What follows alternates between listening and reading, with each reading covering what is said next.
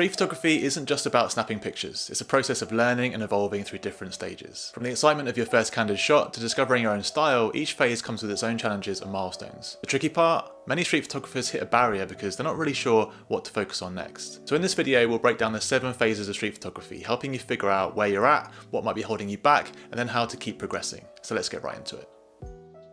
The first step in any creative journey begins with discovery. For many, street photography starts with the moment you stumble upon it. Maybe you saw an iconic image on social media, or you came across a book by one of the masters of street photography like Henri Cartier-Bresson or Vivian Maier. Suddenly, you're absolutely hooked. You can feel the pull, and it's not just about the photos, it's about seeing the world in a whole new way. Street photography offers a fresh perspective, inviting you to look at ordinary, everyday moments and then turn them into extraordinary visual stories.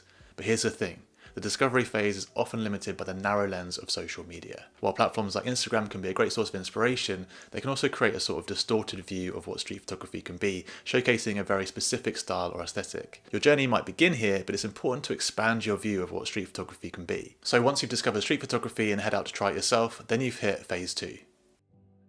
The honeymoon phase. Everything is new and there's a sense of discovery every time you step out with your camera. You're learning to navigate your equipment, you're experimenting with different settings, and you're soaking in the sights and sounds and energy of the street every time you go out. Your first street photos are probably very exciting and raw, and they capture fleeting moments that you'd have completely missed without your camera. There's an almost magical quality to the experience when you first start street photography, and probably quite a lot of nerves. You might be shy at first, preferring a longer lens, or the more confident among you might dive right in with a wide-angle lens up close.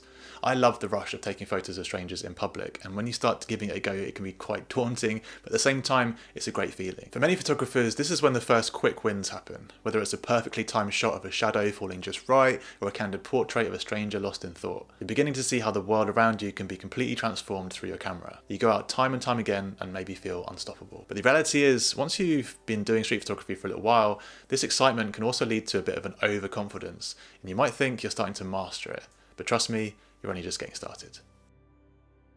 This phase feels good. You're becoming comfortable with your camera and your photos are really improving. And you might even start to get a little bit of recognition on social media.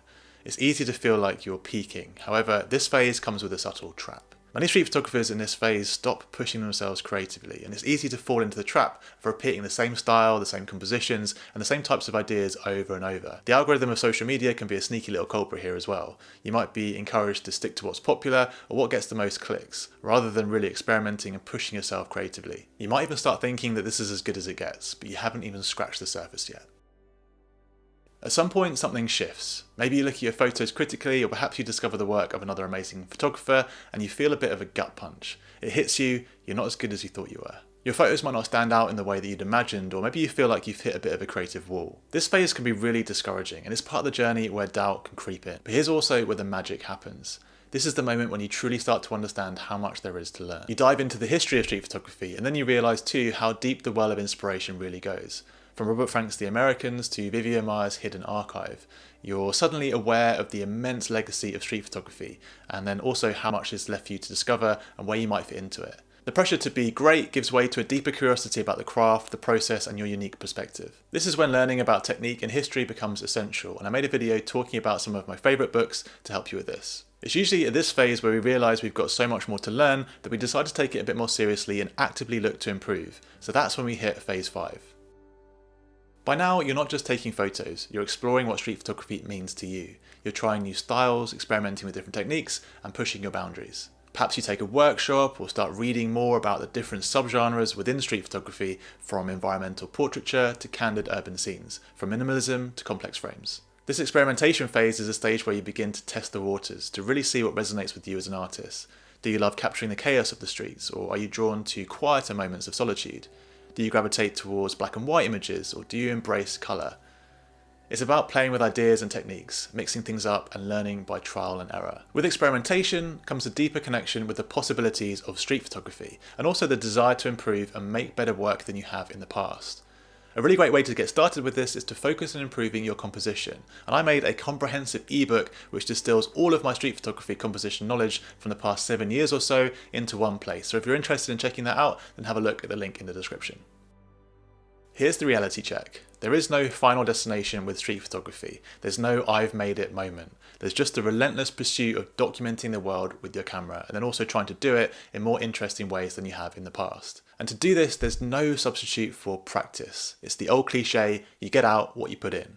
As you continue to hone your skills, it's no longer about just snapping photos, it's about practicing with intention. You've learned that street photography is as much about persistence as it is about creativity. Like a fisherman casting the line into the sea, you might make hundreds of shots and catch only a handful of gems, or you might just not get anything at all. But with every click, you're getting closer to your best work. But that can all come crashing down when we hit phase 7. It happens to everyone, no matter how long you've been doing street photography. The dreaded slump. You're feeling uninspired, frustrated, and possibly even a bit burnt out. You look at your portfolio and you think, what's the point? Why am I doing this? My work sucks. And the truth is, creative ruts are part of the process. As a street photographer, you're going to hit the wall at some point. Maybe your work doesn't feel as exciting as it once did, or maybe you're doubting your own abilities. When you're in this phase, it's really important to step back and give yourself a bit of space. And don't be afraid to take a break, just don't quit. Seek out new inspirations, revisit your old work with fresh eyes, or talk to other street photographers. Sometimes this slump is just a sign that you need to re-energise and come back a bit stronger. Soon enough, you'll be back to stage 5 and 6, which for me forms a bit of a loop where I'm constantly experimenting and practicing, which I found to be the most fulfilling approach to street photography in the long term. Sometimes when you're a bit stuck or overwhelmed with how to improve or what to do next, it can really help to see another photographer's process. So check out the second video in my interview series where we follow along with the excellent street photographer Cal Holland to learn all about his process and how to get some ideas for your next street photography walk.